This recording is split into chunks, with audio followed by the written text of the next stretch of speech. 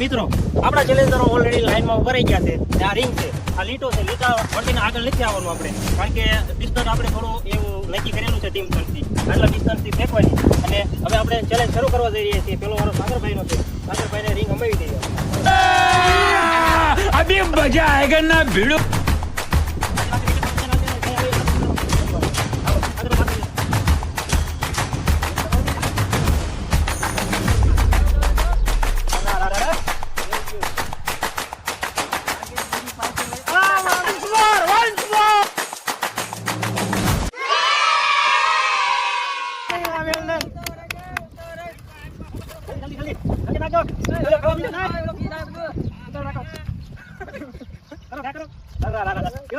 finally